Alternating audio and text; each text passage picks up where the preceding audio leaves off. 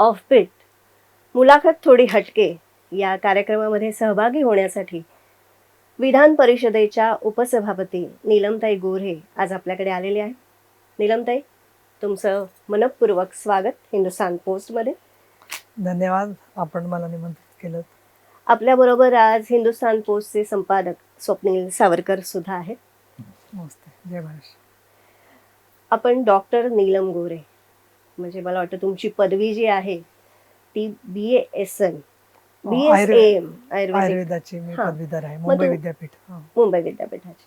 मग हे डॉक्टरी तुम्ही कधी केली? हो, मी 1980 पासून ते 1995 पर्यंत जवळजवळ 15 वर्ष वैद्यकीय व्यवसाय केलेला आहे. त्याच्यापूर्वी मुंबईत पोद्दार मेडिकल कॉलेजमध्ये माझं शिक्षण झालं. तिथेच मी शल्यशालाक्यमध्ये पोस्ट केली. नंतर डॉक्टर पुरंदर यांच्या हॉस्पिटलमध्ये RMOची पोस्ट केली. BDD चाळीमध्ये एक डॉक्टर होते, त्यांच्याकडे एक वर्षभर अनुभव यावा कामगारांचे प्रश्न आणि याचं या दृष्टीने लोकम म्हणून, म्हणजे त्यांचे गावाला गेले की मीच बघायचे दवाखाना. प्रचंड TVचे पेशंट्स आणि असे सामान्य लोक असायचे. आणि त्याच्यानंतर मग मी मराठवाड्यात उदगीरला 2 वर्ष दवाखाना चालवला आणि पुण्याच्या जवळ हडपसरला जवळजवळ मी 10 वर्ष वैद्यकीय व्यवसाय केला. शेवटी 2-4 वर्ष असं झालं की सारखे दौरे सुरू झाले आणि मग मी 95 पासून माझ्या वैद्यकीय व्यवसायाला विराम दिला. परंतु आयुर्वेदिक माझी प्रॅक्टिस जशी होती तशी, त्याचबरोबर आरोग्य आणि हिंसाचार या विषयावरती सुद्धा बऱ्याचशा महिला रुग्ण माझ्याशी जोडल्या गेल्या होत्या. आणि स्त्री आधार केंद्राचं काम करत असताना, विविध अधिकारांच्यावर काम करताना आरोग्यविषयक अधिकार, एकूण समाजातली जागृती किंवा आता आपण जे सगळं प्रतिबंधात्मक बोलतोय काळ, त्या सगळ्या विषयांवरती पण आम्ही भरपूर पुस्तिका, काम, लोकविज्ञान चळवळीची माहिती. त्यामुळे आरोग्यातून तुमचा आयुर्वेदाचा अनुभव कितपत उपयोगी पडतो? फार नाही पडला. आणि याला कारण असं की सुरुवातीचं जे आयुर्वेदाचं मूळ गाभा आहे की कुठलंही औषध जे आहे ते गरज असेल तरच घ्यायला पाहिजे. आणि स्वास्थ्यवृत्त म्हणजे आपलं जे बाकीचं संपूर्ण जीवनाचा समतोल आहे तो पाळला गेला पाहिजे.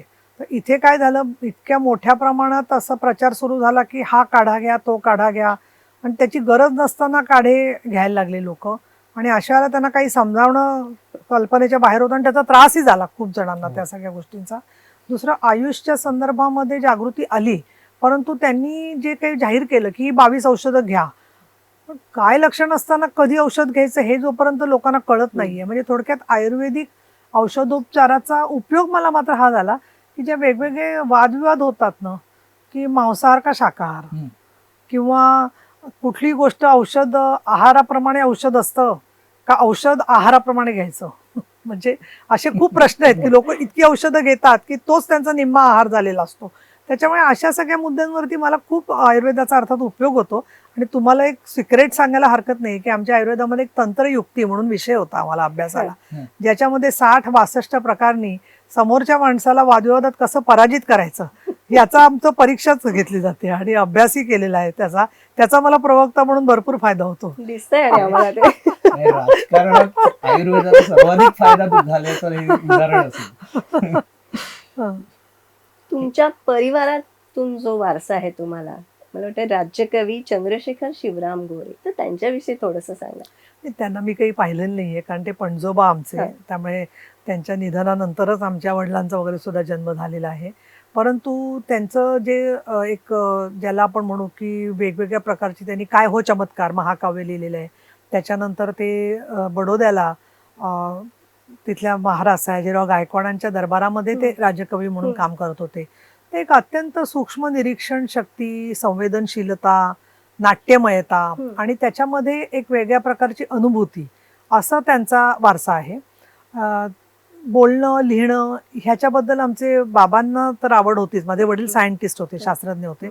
माझी आत्या विजया जहागीरदार ही बालकवयित्री होती, तिने अहिल्याबाई होळकरांवर लिहिलेले आहे. माझी दुसरी आत्या आहे, तिने झाशीच्या राणीवर डॉक्टरेट केलेली आहे, त्या झाशीलाच असतात, डॉक्टर लता धुळेकर म्हणून.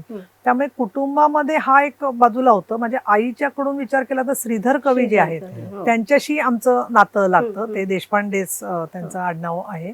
आणि याखेरीज सासरे विंदा करंदीकर आणि सामाजिक चळवळीचा जो सगळा प्रभाव होता त्याच्यात मला व्यक्त करायला पाहिजे की विद्या बाळ असतील किंवा डॉक्टर अरुण लिमये असतील, हं. या सगळ्यांनी मला जास्त लिहिण्याला प्रोत्साहित केलं. महाबळ असतील, माधव गडकरी, अनेक जण संपादकांच्या पैकी असणारे, किंवा इव्हन अशोक पानवलकर, की ज्यांनी तुम्ही लिहा हं. असं म्हणून बरेच वेळेला लिहिण्यासाठी परावृत्त केलं. आणि मला स्वतःला लिखाणाची खूप आवड होती लहानपणापासून. पण आवड म्हणजे असं नाही की फक्त ललित स्वरूपाचं होतं. हं. कथाही लिहिल्या मी काही, त्यांना पुरस्कारही मिळाला कथांना. पण जास्त सामाजिक संदर्भामधलं व्यक्त करणं ही कामाची गरज म्हणून हळूहळू तयार झालं.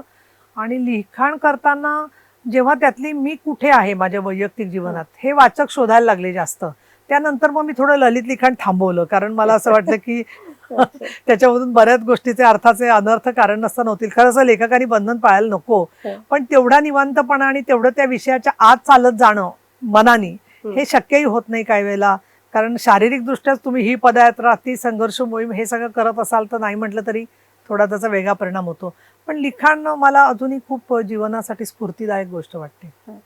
युक्रांतपासून तुमचा राजकीय प्रवास सुरू झाला असं म्हणता येईल. मग युक्रांत ते आता उपसभापतीपद, हा प्रवास कसा होता? तुला काही प्रश्न घ्यायचा आहे म्हणजे मी जोडून उत्तर हा, देते. नाही, म्हणजे राजकारणात येण्याची प्रेरणा कुठून, कशी, या अनुषंगाने. एक मला सांगायला पाहिजे की पोद्दार मेडिकल कॉलेजला शिकत असतानाच आम्ही राष्ट्रीय सेवा योजनेचं काम होतं, NSSचं, जे मुंबई विद्यापीठ खूप चांगलं काम करतं. आणि त्याच्यामध्ये आदिवासी भागामध्ये पालघरच्या जवळ आस्वली म्हणून गाव आहे, त्या भागामध्ये एक आयुर्वेदिक आपण प्रकल्प घेऊन तिथल्या गावांमध्ये आजार म्हणजे काय आपल्याला तर आश्चर्य वाटेल, पण मोठ्या प्रमाणात खरूज आणि जंत हे आजार खूप होते तिथे. आणि त्याच्यावर आयुर्वेदात खूप चांगली औषधं आहेत. आणि त्यामुळे आपण ही गावं त्याच्यापासून, या आजारांपासून मुक्त करावीत. आणि कुपोषण सारखा विषय म्हणून आम्ही राष्ट्रीय सेवा योजनेचं काम सुरू केलं. लहानपणी किंवा पोद्दार मेडिकलच्या आधी सुद्धा असताना आमच्या शाळा दोन्ही ज्या आहेत, साने गुरुजी विद्यालयाची मी विद्यार्थिनी इथेच, त्यामुळे शिवाजी पार्कवरती एक सूर एक ताल वसंत देसाईंचं गाणं असेल किंवा कैलासवासी यशवंतराव चव्हाणांनी बालकांना उद्देशून केलेलं भाषण असेल, ही सगळी आम्ही युनिफॉर्ममध्ये घालून पाहिलेली आहेत. आणि या सगळ्या कामामध्ये सामाजिक भान हे आमच्या शाळांमुळे आलं. साने गुरुजी विद्यालयात असताना मात्र शेवट जो साने गुरुजींच्या कथांचा प्रत्येक असायचा, त्यावेळेला आम्ही आमच्या मैत्रिणींमध्ये आणि वर्गात नेहमी म्हणायचो की मला असं वाटतं की मी कथामालाही चालवली काही दिवस, छोट्या मुलांना त्या गोष्टी सांगायचे, शाळेतही चालवली, कॉलेजला गेल्यावर चालवत होते कथामाला, की याचे शेवट बदलावे त्या गोष्टींचे. मला असं वाटतं की इतके करुण शेवट का, प्रत्येक वेळेला त्याच्यामध्ये तो माणूस दगावतो आणि मग सोनसाखळी येऊन बोलते सावत्र आईच्या दुःखाबद्दल. तर याच जन्मात आपल्याला न्याय मिळाला पाहिजे हे एक मनात रुजलं, त्यात म्हणून झालेला संस्कार. आणि नंदादीप विद्यालयात आमच्याकडे शाळा समाजवादींची होती, तरी वसंत साठे म्हणून साठे सर आमचे एक होते की ज्यांनी इंग्लिशचा त्यांचा खूप चांगला अभ्यास होता. आणि त्यांनी कवितांमधून आम्हाला जे काही जग जोडून दिलं, त्याच्यामधून शिक्षकांनी असं संस्कार करणं लोकांना पटणार नाही, पण आमचा म्हणजे मला असं वाटतं की जीवनाकडे बघायचा, स्त्री पुरुष मैत्री असेल किंवा प्रेम असेल, साहित्यामध्ये असलेले भावनांचे आविष्कार असतील, याच्याबद्दल खूप सकारात्मक दृष्टिकोन तयार झाला. आणि त्यामुळे युक्रांतमध्ये जाण्याच्या सुमाराला NSSचं काम आणि मग युवक क्रांती दलाचा माझा परिचय महिला अत्याचाराच्या विषयातून आला.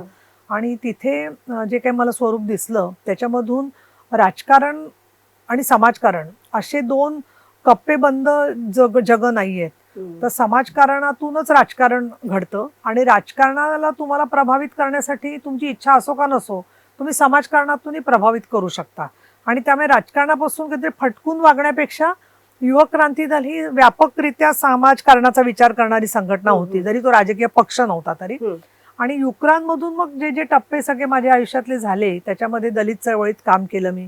तिथे काम करत असताना मला असं लक्षामध्ये आलं की फार मोठ्या प्रमाणामध्ये मानवी अधिकारांचा जो मुद्दा आहे आणि जो समाजाला शासनकर्ती जमात बनायचंय, पण प्रत्यक्षात त्यांना दबावाचं राजकारण करायला लागतंय. आणि अशा वेळेला द्विध्रुवीकरण झालं भारतामध्ये सगळीकडे. आणि त्यावेळेला हा प्रश्न सुरू झाला की आपण आपल्या राज्यातल्या लोकांसाठी काम करायचं असेल तर कुणासाठी, कशा पद्धतीने काम करायचं. आणि तुम्हाला मोकळेपणे सांगायला हरकत नाही की मी युनायटेड नेशन्सच्या बऱ्याच व्यासपीठांवर जायचे. तिथे मला बऱ्याचशा इतर देशांमधल्या मैत्रिणी, धोरणकर्त्या बँकॉकच्या परिषदेत, बीजिंगच्या परिषदेत भेटल्या. आणि त्या मला म्हणायला लागल्या की आमच्या देशाची कन्सल्टंट म्हणून तू का काम करत नाहीस, तिथे तुला आम्ही 3 वर्षाची 5 वर्षाचा कॉन्ट्रॅक्ट देतो आणि एम्पॉवरमेंट ऑफ विमेनवर आणि त्याच्यामध्ये मग थायलंड असेल, इजिप्त असेल, इराक असेल, इवन आयर्लंड सारख्या ठिकाणी तिथे व्यसनाधीनता खूप आहे. तर तिथे तुम्ही काम केलं तर हे संघटनेतले जे कम्युनिटी लेवलला प्रिव्हेन्शन ऑफ व्हायलन्ससाठी हा. महिलांना एकत्र करण्याचं जे काम आहे, तर ते म्हणत होते की आमच्या चर्चेसच्या तर्फे असं जोडून घ्यायचं काम करता येईल, त्याच्यात तुम्ही ते सुपरवाईज कराल का? पण मी विचार केला की असं कन्सल्टंट मी झाले तर मला पैसे भरपूर मिळतील, पण मी ज्या राज्यात काम करते तिथे मला काम करायला संधी नाही जर का झाली, मी मराठीमधून हा सगळा विचार पोचवला नाही, तर माझ्या किती मोठं स्थान असेल तर त्याला काही अर्थ नाही आहे. आणि मग माझ्या शिवसेनेचा संपर्क आला आणि मी शेवटी हा विचार केला की एकतर पहिली गोष्ट म्हणजे स्थानिक पातळीवरचे प्रश्न सगळे महत्त्वाचे आहेत. त्याचबरोबर 80% समाजकारण आणि 20% राजकारण ही शिवसेना प्रमुखांची भूमिका होती. आणि उद्धवजी ठाकरेंनीच माझ्या प्रवेशासाठी खूप वेळ दिला होता. आणि त्यांनी जेव्हा मला सांगितलं की महिला धोरण तुम्हाला जे काही करायचं आहे ते तुम्ही करून दाखवा, इथे राज्यामध्ये शिवसेना तुमच्या सोबत असेल, तुम्हाला आता काय अनुभव आलेत राजकारणात वेगवेगळे भले बुरे, पण आमचा काय अनुभव आहे तो तरी तुम्ही बघा. आणि म्हणून मी शिवसेना जॉईन करायचा निर्णय घेतला. अर्थातच सगळे जणांना फार आश्चर्य वाटलं, बरेच लोक वाट बघत होते की कधी यामधून त्या बाहेर पडतील. पण माझं आता मी कायमस्वरूपी तिथेच माझं निवासस्थान आहे, भगव्यातच जाणार वरती, हे ठरलेलं आहे. हा, समाजवादातून शिवसेना हा हो. जो हे होता तो सगळ्यांनाच हो. आश्चर्यकारक होता. पण आता पुढे तुम्ही आश्चर्याचा धक्का देणार नाही. नाही, मी आता सांगितलं ना की भगव्यामध्येच आमचं निर्गमन व्हावं अशीच आमची इच्छा आहे, दुसरा काही विषयच नाहीये. म्हणजे आता थोडंसं आता राजकारण आलं तर थोडासा राजकीय विचार आहे. आता शिवसेना सुद्धा राजकीय दृष्ट्या अनेक बदल पाहतीये, तुम्ही त्या बदलाचं साक्षीदार पण आहात. आणि तर तुम्ही या सगळ्या बदलाकडे कुठल्या नजरेने पाहताय? बाळासाहेबांची शिवसेना, बाळासाहेबांनंतरची शिवसेना आणि आता बदलती शिवसेना, म्हणजे थोडंसं युवा सेनेकडे जातात. हे 3 टप्प्यांकडे तुम्ही कसं पाहता? माझं आता 22वं वर्ष आहे शिवसेनेमध्ये. माझ्यापेक्षाही पूर्वी काम केलेले अनेक नेते आहेत हो, पक्षामध्ये आणि त्यांच्याकडून पण मला खूप गोष्टी शिकायला मिळाल्या. परंतु शिवसेना प्रमुखांचा एक जे विचारातली तीव्रता म्हणू किंवा कडवटपणा त्यांच्या शब्दात म्हटलं तर तो जो होता, तर त्यामध्ये त्या परिस्थितीमध्ये त्यांनी ते घेतलेले जे निर्णय होते. परंतु शिवसेना कधीच फक्त महाराष्ट्रापुरती नव्हती असं मला वाटतं. कारण शिवतीर्थावरती झालेली भाषणं असतील किंवा आमचे मोठमोठी शिबिरं असतील, अमरावतीचं असेल, पुण्याचं असेल, नाशिकचं असेल, तिथे ते LTTच्या पासून ते काश्मीरमध्ये श्रीनगरला तिरंगा फडकला पाहिजे लाल तिथल्या चौकामध्ये, इथपासून त्यांच्या सगळ्या भूमिका स्पष्ट होत्या. किंबहुना मला आठवते की मुश्रीफ ज्यावेळेला आले तेव्हा अटलजी बिहारी वाजपेयी आणि सुषमा स्वराज यांच्या त्या भेटीला सुद्धा त्यांनी विरोध केलेला होता की हे धंदे करायचे काही कारण नाहीये म्हणून. आणि त्यामुळे त्यांची ती जी भूमिका होती, आजही शिवसेनेचं समान किमान कार्यक्रमावरती काँग्रेस आणि राष्ट्रवादी काँग्रेसबरोबर आम्ही आहोतच. परंतु आमचे जे मूळचे मुद्दे आहेत, मग समान नागरी कायद्याचा मुद्दा असेल किंवा तलाकच्या संदर्भातले प्रश्न असतील, सावरकरांचं असणारं हिंदुत्व आणि त्याच्याबद्दलच्या राष्ट्रीयत्वाची भूमिका असतील, त्या आम्ही कुठे तडजोड केली किंवा आम्ही बदलली असं नाहीये. उलट किंबहुना गेली 10 ते 12 वर्ष आमचा एकेकाळचा मित्रपक्ष केंद्रात असताना सुद्धा त्यांनी या विषयांच्या वरती काही बाबतीमध्ये न्यायालयाची मदत घेऊन पाहिजे त्या गोष्टी पुढे सरकवल्या. म्हणजे रामजन्मभूमीच्या संदर्भात असेल, 370व्या कलमाच्या बद्दलचं असेल, आणि त्याचं सुद्धा आम्ही स्वागतच केलेलं आहे त्याच्याबद्दल जे आहे ते. परंतु हिंदुत्व म्हणजे राष्ट्रीयत्व ही बाळासाहेब ठाकरे यांची जी भूमिका होती, त्या भूमिकेला आजच्या आमच्या राजकीय भूमिकेमुळे काही बाधा आली आहे असं मला वाटत नाही. यासाठी वाटत नाही की याच्यामध्ये सुद्धा ज्या वेळेला तिरंग्याचा किंवा राष्ट्रहिताचा मुद्दा येतो त्यावेळेला काही आमच्या या सहकाऱ्यांनी सुद्धा त्याच्याशी तडजोड केली आहे किंवा कुठेतरी अतिरेकाचं समर्थन केलेलं आहे असं मला एकदाही दिसलेलं नाहीये. बाळासाहेबांचा जो स्वभाव होता त्याच्यामध्ये ते राजकारणाला कलाटणी देणार होते. उद्धव साहेबांनी जेव्हा जबाबदारी घेतली त्यावेळेला खरं तर खूप मोठं शिवधनुष्य त्यांना ज्याला आपण म्हणू आव्हानात्मक होतं. कारण बाळासाहेबांच्या त्या सावलीमध्ये त्यांना स्वतःचं एक स्थान तयार करायचं होतं, त्यांचीही स्वतःची काही म्हणणी होती. आणि संयम, श्रद्धा आणि प्रचंड असं चिवटपणाने राजकारण करण्यासाठी करावं लागणारं सातत्य कामामधलं, हे त्यांची वैशिष्ट्य आहे. आणि त्याच्यामुळे उद्धव साहेबांचं काम कुठेतरी थांबेल किंवा बाळासाहेब आणि उद्धव साहेब लोक असं धरतात की त्याचा कार्बन कॉपी म्हणजे पुढचा नेता असला पाहिजे, तर तसा मी नाही. पण शिवसेनेचाच माझी भूमिका, विचार, आत्मा, भावना, सगळा बौद्धिक विचार आहे हे उद्धव साहेबांनी त्यांच्या वागण्यातून आणि दुर्दैवाने बाळासाहेबांचं निधन झाल्यावर सुद्धा आता 9 वर्ष होऊन गेली, तर त्या सगळ्या कालखंडामध्ये त्यांनी ते दाखवून दिलं की या मुद्द्यांवरती सुद्धा आम्ही ठाम आहोत म्हणून. आणि आदित्यचा विचार केला तर आदित्यच्या मध्ये सहृदयता, व्यापक भूमिका, इंग्रजीचं समज आणि वाचन असल्यामुळे त्यांनी लॉ केलेला आहे, त्याच्यामुळे बऱ्याचशा धोरणांच्या बद्दलची उत्सुकता, याच्यामध्ये तो एक मी असं म्हणेन की वेगवेगळ्या गतीने वेगवेगळे लोक जातात, तसं त्याची एक सुद्धा वेगळी शैली आहे यामध्ये. आणि शिवसेनेतली स्थित्यंतरं म्हटली तर मला असं वाटतं मी 3 टप्पे करते त्याचे, की म्हणजे 95ला सरकार आल्यापासून ते याच्यापर्यंत 99 ते 2005 पर्यंत केंद्रातही आम्ही सरकारमध्ये होतो, हो. त्याच्याप्रमाणे जे आहे ते. त्यामुळे तो एक टप्पा.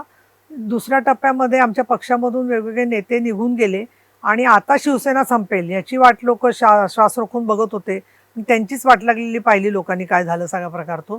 त्यामुळे 2005 पासून ते 2014 पर्यंत, की ज्यावेळेला आम्ही युती मोडली, युतीचा पोपट गेला असं जाहीर झालं आणि त्याच्यानंतर परत सरकारमध्ये गेलो, तिथून ते 2019 पासून तिसरा टप्पा आपण म्हणू शकतो त्याच्यामध्ये, की ज्याच्यात विरोधी पक्षातून सत्ताधारी आणि सत्ताधारी असताना काही विरोधी पक्षाची भूमिका, असा आमचा दुसरा टप्पा जो होता 95 ते 2014. म्हणजे सत्तेमधून बाहेर विरोधी पक्षाच्या बरोबर असताना परत सत्तेशी एक वर्तुळ पूर्ण झालं. आणि आता म्हणजे भूतोन भविष्यती अशा पद्धतीने माननीय उद्धवजी ठाकरे मुख्यमंत्री असताना एका अर्थाने मी असं म्हणेन की कोणी हा विचार करत नाही, पण प्रतिभाताई पाटील यांना जे आम्ही पाठिंबा दिला होता, समर्थन, ते आमचं कुठलं गणित नव्हतं. किंवा प्रणव कुमार मुखर्जींनाही पाठिंबा दिला तर राष्ट्रीय स्तरावर काही मुद्द्यांमध्ये एकमत असावं या भूमिकेतून दिला होता.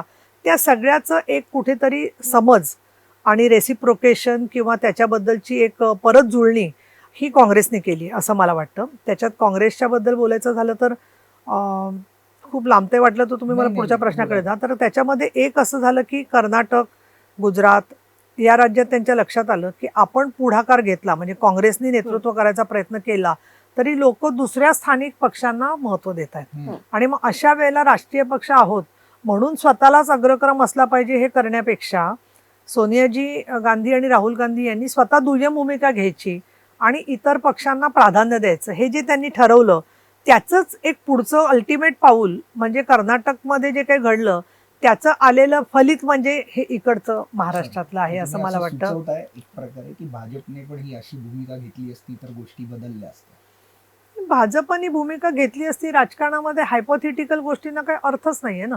राजकारणामध्ये मुळात त्यांनी 2014ला जाहीर जेव्हा केलं की फक्त आम्ही विकासाचंच बोलणार, त्याच वेळेला म्हणजे त्यांनी ते का बोलले हे मला कळलं नाही. किती मुस्लिमांची मतं त्यांना मिळाली आणि सातत्याने त्यांचे प्रवक्ते सांगायचे की आम्ही कुठल्याही इतर विषयांवर बोलणार नाही. निवडणुकीच्या वेळेला ठीक आहे कारण आचारसंहितेचा प्रश्न असतो, परंतु बाकी मुद्द्यांमध्ये सुद्धा ज्या पद्धतीने ते स्वतःची फरफट करून घेताना दिसले, डोक्यावरती फरकॅप घालून वगैरे, ठीक आहे कोणी फॅशन म्हणून घाला फरकॅप, आमचा विरोध नाही. आरोप आता तुमच्यावरही होतोय, मग ती जनाब सेना असेल किंवा मग तुम्ही हिंदू हृदय सम्राट हा शब्द बाजूला काढलात, मग तुम्ही किंवा पुलाला नाव देणं सुफी असेल, संताचं नाव किंवा हजच्या उद्यानाचा उद्यानाचा विषय येतोय. हे विषय आता शिवसेनेलाही म्हणजे कुठेतरी नाही, हा सगळा काँग्रेसचं खोटा जे प्रचार आहे. मुस्लिमांचं नाही नाही पण तुष्टीकरण टिपू आहे. सुलतानच्या संदर्भामध्ये आज महापौरांनी स्पष्ट केले, काल मी राहुल शेवाळ्यांशी बोलले, मुळात त्या उद्यानाला छत्रपती शिवाजी महाराजांचं नाव द्यायचाच आमचा ठराव आहे जो आहे तो.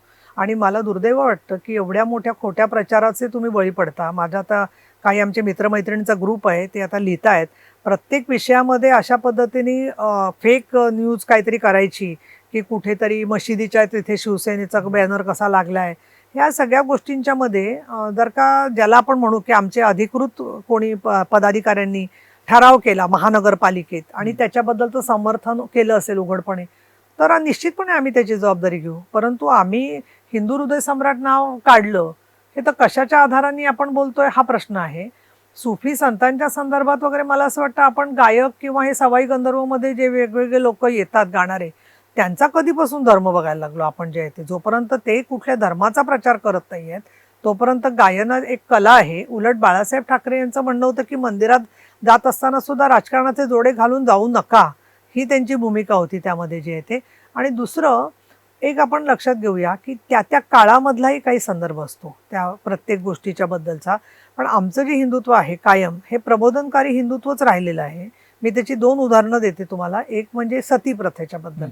की ज्याच्यामध्ये उघड श्री शेखावतांपासून ते राजस्थानमधल्या सगळ्या लोकांनी आणि अनेक लोकांनी मौन पाळलं होतं आणि भाजपनी तर त्याच्या नेत्यांनी एक म्हणजे प्रमोद महाजनांचा किंवा गोपीनाथ मुंडेंचा आपण अपवाद करू, पण भरपूर भारतीय जनता पक्षाच्या लोकांनी समर्थन केलं होतं सती प्रथेचं 84 साली. आणि आजपर्यंत आपण बघतो आहे की महिलांच्या संदर्भामध्ये मग ते झालेल्या बलात्काराच्या केसेसमध्ये सुद्धा समर्थन करण्याचे विषय असतील किंवा आरोपींना तिकीटं देण्याचे विषय असतील, उन्नावचं प्रकरण असेल किंवा ही जी सगळी प्रकरणं झाली ती.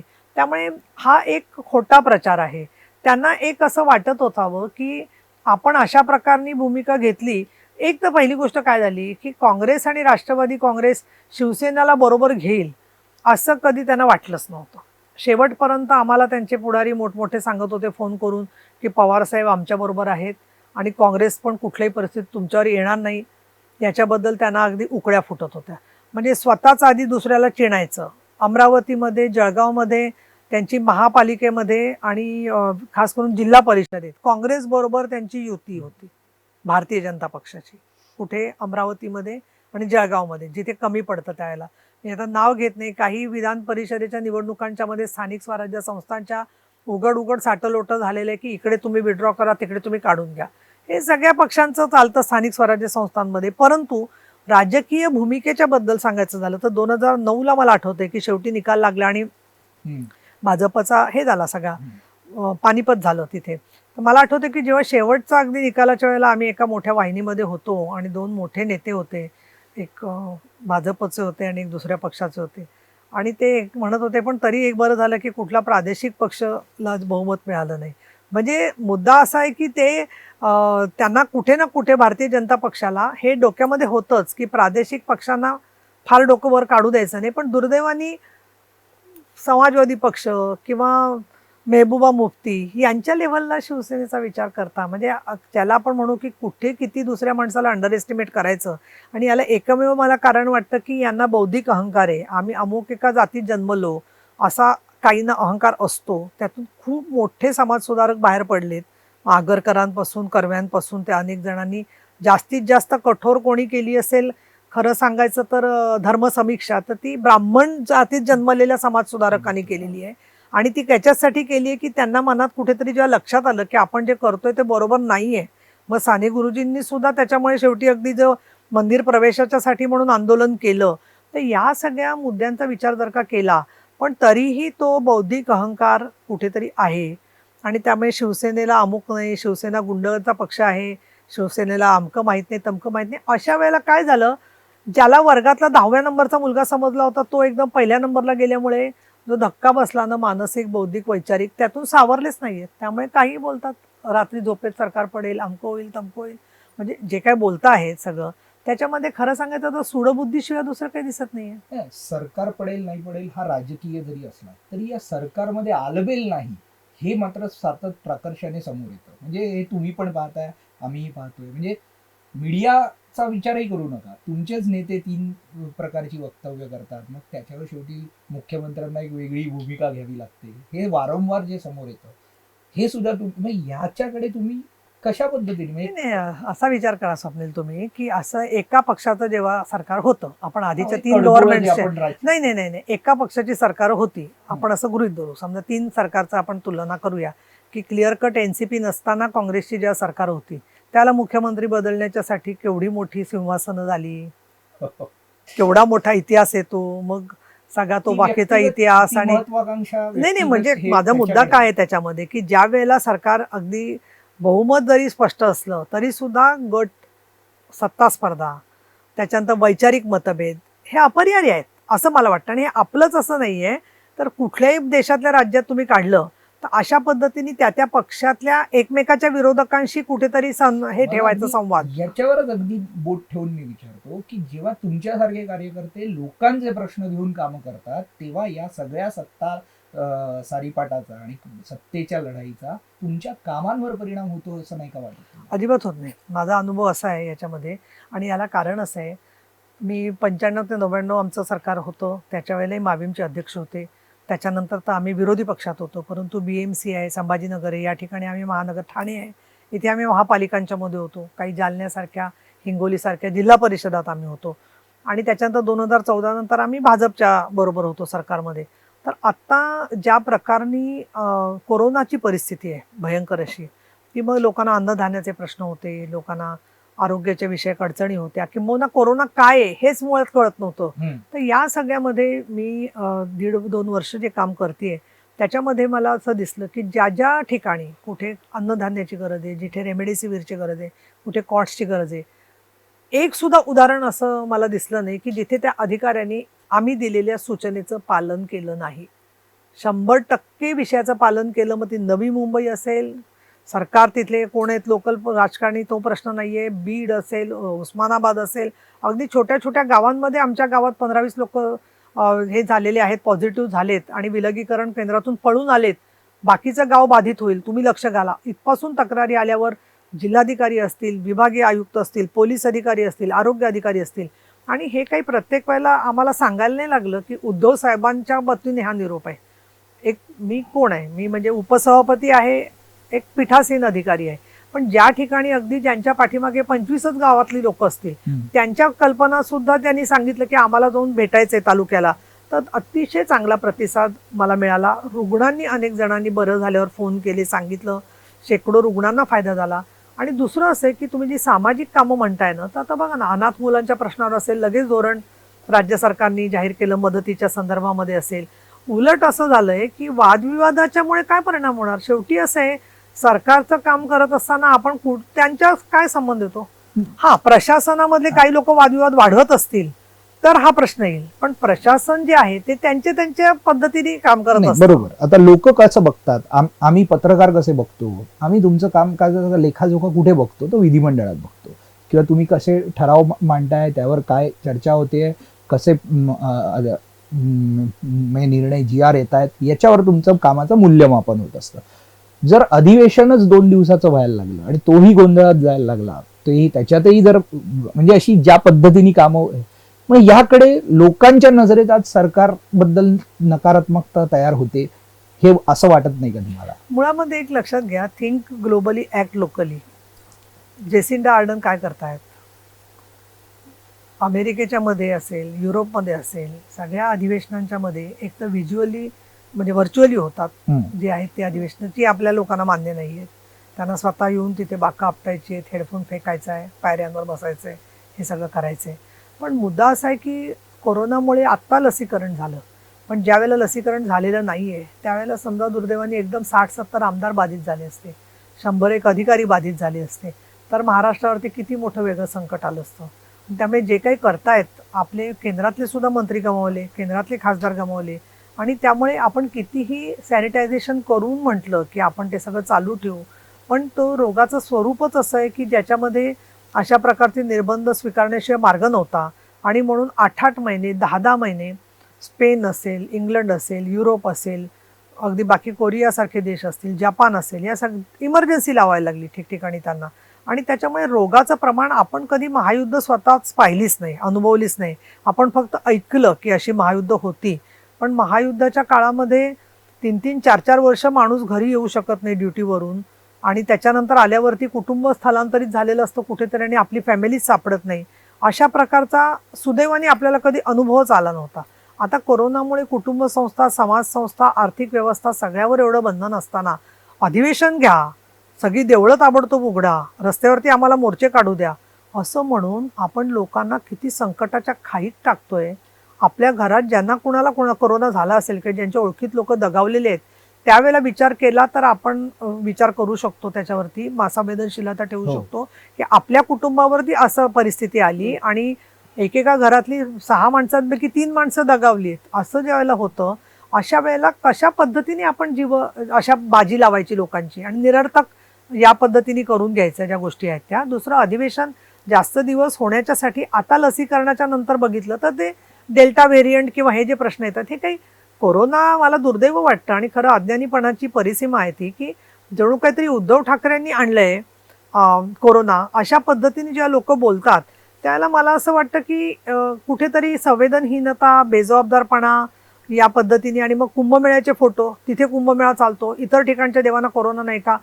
पण मला आता काय वाटायला लागलंय का माहितीये का, की ही सगळी ठरवून घेतलेलं सोंग आहे. हे सगळं आर्ग्युमेंट येतं ते कळत नाही म्हणून करत नाहीये. ठरवून खोटा प्रचार करत राहायचा आणि त्या खोट्या प्रचाराच्या आधाराने कुठेतरी दिशाभूल करायची असा हेतू असावा असं वाटतं मला.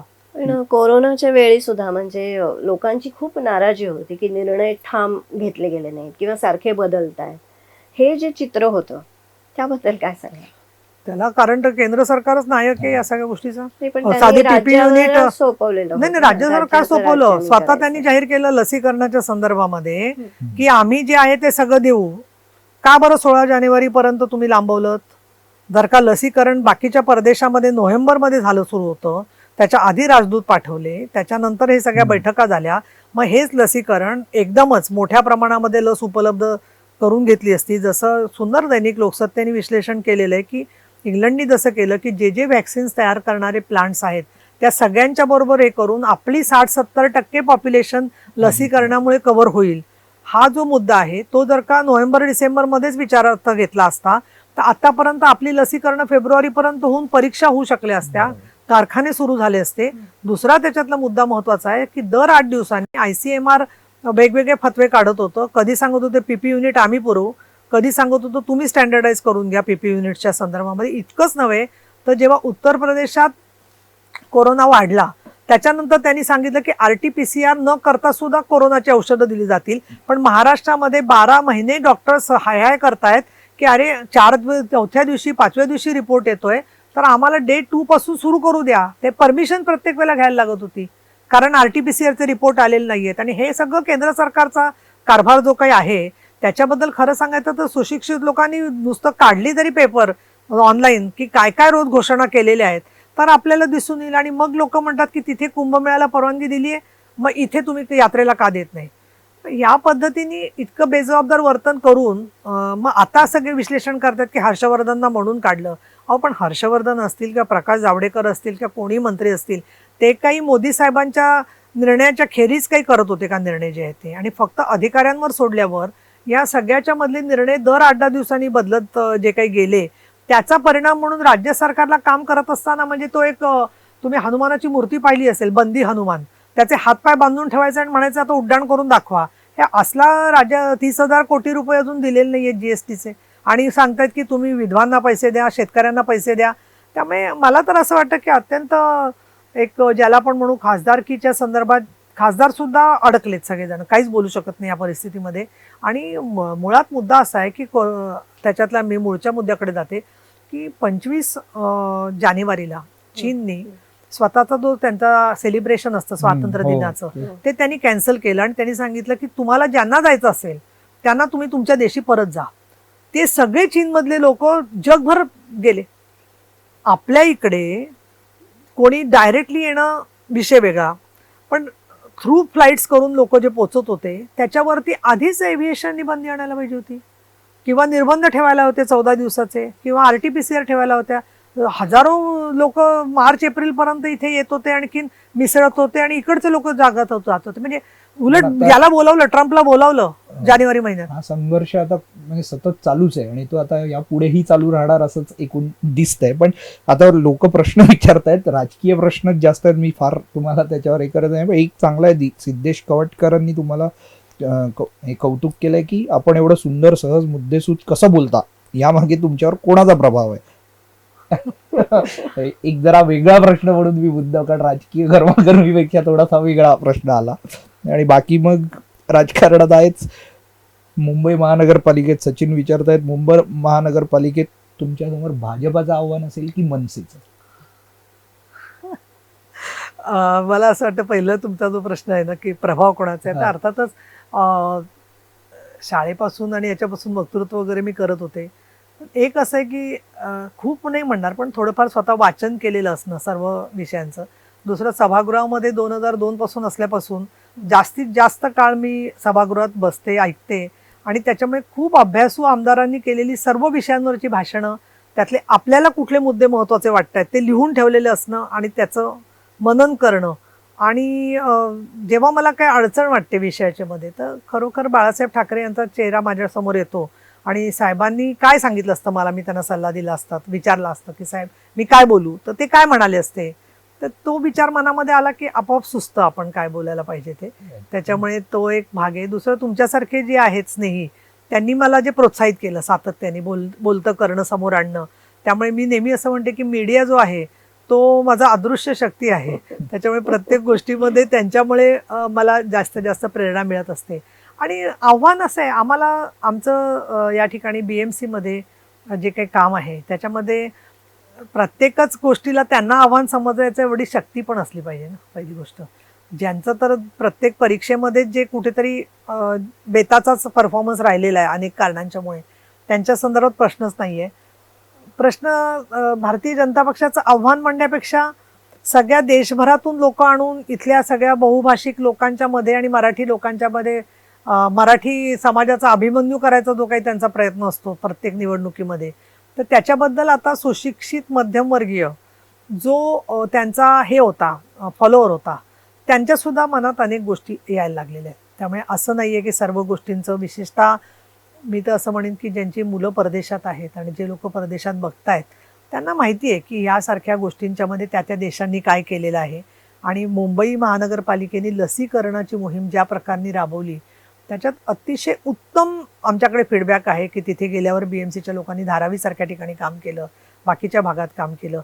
अगदी खायला प्यायला मिळत नव्हतं तर आज तुम्हाला भाज्या काय पाहिजेत, आमच्या वरही कोळीवाड्यात पाहिलं मी, भाज्या काय पाहिजे ते विचारून घरपोच भाज्या देणारी मुलं, डोक्यावरून स्वतःचं सामान देणारी, आणि 2-2 महिने घरी न गेलेले कर्मचारी अनेक ठिकाणी जे पाहिले, हे सगळं जे काही झालं त्याच्यात आमचं श्रेय राजकीय जरी नसलं तरी सुद्धा तो सगळा गाडा या परिस्थितीमध्ये विपरीत असला तरी गंगेसारखी प्रेतं इथे वाहत नाही येऊ देता आली, किंवा या गोष्टींच्या बद्दल जे काही आपल्याला करावता आलं ते केलं. अगदी अजितदादांनी सांगितलं की विद्युत दाहिन्या वाढवा, आता करणार काय अशा परिस्थितीच्या मध्ये. तर या सगळ्या पार्श्वभूमीवरती आम्हाला असं वाटतं की जनता हे आमचं जे काम आहे ते विसरणार नाही या संदर्भामध्ये.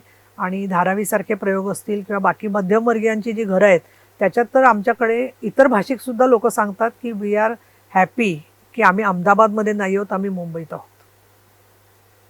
त्याच्यामुळे मला असं वाटतं की ही जी लोकांची पावती आहे त्याच्यासाठी आमच्यासमोर एक लक्ष आहे, BMC वरती, मुंबई महापालिकेवरती आमची सत्ता यावी परत, आणि महाराष्ट्रात सर्व जिल्हा परिषद आणि महानगरपालिकांमध्ये शिवसेनेला यश मिळावं. पण आमचे जे मित्रपक्ष आहेत राष्ट्रवादी काँग्रेस आणि काँग्रेस, त्यांनाही जेवढं शक्य तेवढं बरोबर घेऊन जाण्याचा आमचा प्रयत्न आहे. आणि उद्धव साहेबांनी सांगितलंच आहे की आम्ही स्वबळावर येऊ, म्हणजे आम्ही चालत येऊ जेवायला. त्याच्यामुळे राजकीय प्रश्न संपत नाही आहेत, पण आपण थोडे अगदी हे 2 महत्वाचे प्रश्न आहेत त्यात. वाझे प्रकरणामुळे जी बदनामी झाली ती आता म्हणजे त्याच्यातून कसं तुम्ही पुढे, कारण ती बदनामी तर झाली हे तर तुम्हाला मान्य आहे, तर त्यात अनेक या सरकारमध्ये अजून अनेक वाझे आहेत असा जो आरोप आता सतत विरोधक करतायत, तर तो फेस कसा करणार आहात? आणि 12 आमदारांच्या निवडीचं राजकारण काय? एक तर पहिली गोष्ट म्हणजे प्रसिद्धी का अपप्रसिद्धी का पूर्णपणे दिशाभूल झाली ह्याचं उत्तर कधी मिळेल आपल्याला? ज्या वेळेला अंबानी उद्योजकांच्या घरासमोरच्या गाडीचं गूढ पूर्ण उकलेल आणि त्याच्याबदला जेव्हा धागेदोरे स्पष्ट होतील, त्याचबरोबर हे स्पष्ट होईल की याच्या मागचे जे सूत्रधार आहेत त्यांचे बोलविते धनी कोण आहेत, आणि ते कधीतरी त्याची उत्तरं मिळतील अशी आपण आशा ठेवू शकतो. आणि म्हणून म्हणतात की देर हे अंधेर नाही आहे, त्यामुळे आमचा न्यायदेवतेवर विश्वास आहे त्याच्यामध्ये जे आहे ते. दुसरा प्रश्न असा की असं उठून सरकारला जाहीर पत्र देण्यासाठी काही फार करावं लागतं अशातला भाग नाही आहे. कारण जेव्हा आपली अवनती होणारच आहे हे माहिती असतं, त्यावेळेला जर का जमलं तर नंतर कुठेतून राज्यसभा लोकसभेची तिकीटं मिळणारच असतात ना जे आहे ते. त्यामुळे त्याचं जर का आमिष असेल तर त्या बोलीचा भाग आधीच सुरू झालेला असतो जो असतो तो. तिसरं, ज्या गोष्टी न्यायालय प्रविष्ट आहेत त्याच्यावरती मी काही भाष्य करणं अजून हे योग्य होणार नाही आहे त्यामध्ये जे आहे ते. पण मला असं वाटतं की ज्या केंद्रीय यंत्रणा असतात, कालच आम्ही एक मोठं ट्रान्सएशियन चेंबर ऑफ कॉमर्स आणि इंडस्ट्रीने चर्चा ठेवली होती की जे लोक पळून जातात देशातून गुन्हे करून त्याच्याबद्दलच्या काय ट्रिटीज आहेत काय. तर एक आपल्याला स्पष्ट दिसतं आहे की अशा प्रकारनी तडीपारी झालेले लोक किंवा फसवणारे लोक, तर याच्यावरती शेवटी नियंत्रण कोणाचं असणार? केंद्र सरकारचं असणार. मग त्याच्यासाठी काय प्रकारनी कायदा राबवला जातोय हे पण जनतेसमोर आहे. कारण जनतेचे गेल्या 4-5 वर्षात पाहिलं तर हजारो कोटी रुपये असे गेलेले आहेत या पद्धतीने जे आहेत ते.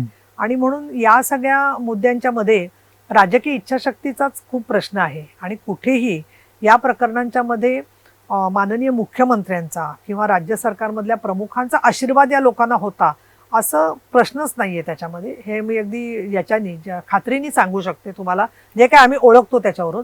आणि बाकी ईडी असेल किंवा CBI असेल याच्याबद्दल एकच आपली अपेक्षा आहे नागरिक म्हणून, की किती दिवसात चार्जशीट तुम्ही दाखल करणार, चार्जशीट दाखल झाल्यावर कधी केस उभी राहणार, केसेस उभं राहिल्यावरती किती दिवसात साधारण निकाल लागेल.